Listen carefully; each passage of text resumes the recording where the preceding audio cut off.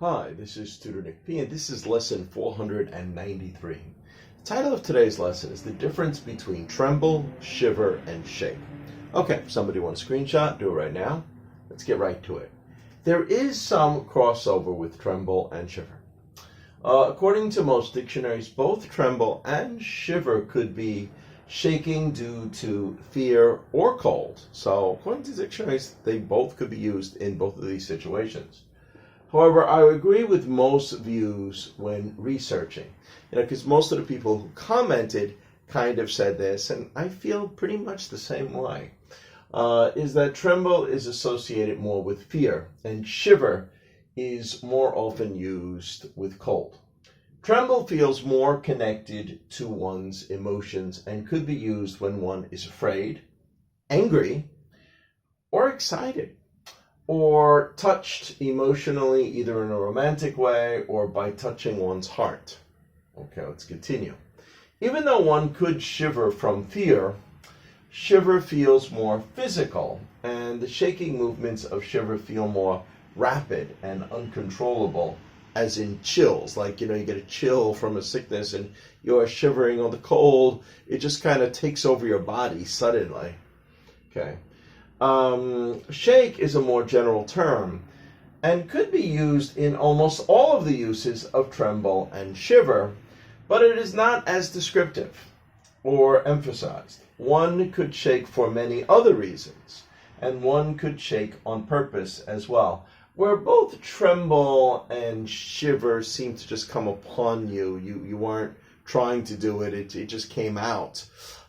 Shake, you could shake anytime. You could shake just because you want to shake. Okay, good. One could shake to the rhythm of music, copying someone or something, just for fun, etc., or to do something, get something done. You're shaking for some reason. Okay, good. And we have 8 examples here to show just how we might use this. Here's the first one. She trembled with fear as she came face to face with the man who had previously attacked her. She was asked to point him out in a lineup, like probably a police lineup, and she kind of trembled by seeing him. Maybe she recognized that was the guy that, physically attacked her. Right, number 2. He trembled with rage as he tried to express his feelings. So the rage is so strong that, he's starting to, I don't know if I can do it well, but he's starting to tremble. Number 3, my body started to shiver in the cold. All right, so again, definitely shiver with cold. I should have worn a warmer jacket. Yeah, if you went out and the cold, catching a chill, something like that, that's definitely shiver. Now again, in all of these cases, you probably could say shake as well. Like you could say she trembled with fear. You could say she shook with fear. It's not as descriptive as tremble though.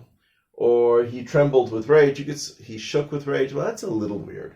My body started to shiver in the cold. My body started to shake in the cold. Maybe you could say that. All right, let's go at 4. She trembled as he caressed her body with such passion. So this might be in a romantic sort of way. You could also tremble like, kind of like that sort of feeling. Okay, we see that in the movies all the time. All right, number 5. I started to shiver when I got out of the shower on such a cold day. Okay, good. And number 6, he started to shiver from his sickness. Okay, again, that's your body just taking over.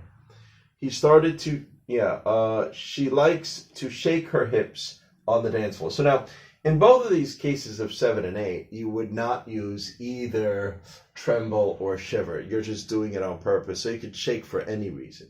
Like I say, in most of the other cases where you use shiver and tremble, you might be able to, there's a good chance you might be able to substitute shake, but again, it's not as descriptive. It doesn't sound as exciting or interesting. All right, so she likes to shake her hips on the dance floor. Or number 8, you have to shake it to mix it up. You might be preparing something. Maybe you're making an alcoholic drink. You're shaking something. So shake could be for many, many reasons. It's the more general term, and we use it all the time. Okay, anyway, I hope you got it. I hope now you got a better feel of when you might use any one of these 3. Again, there is a little bit of crossover, but hopefully you can feel when you're more likely to use one than the other. Thank you for your time. Bye-bye.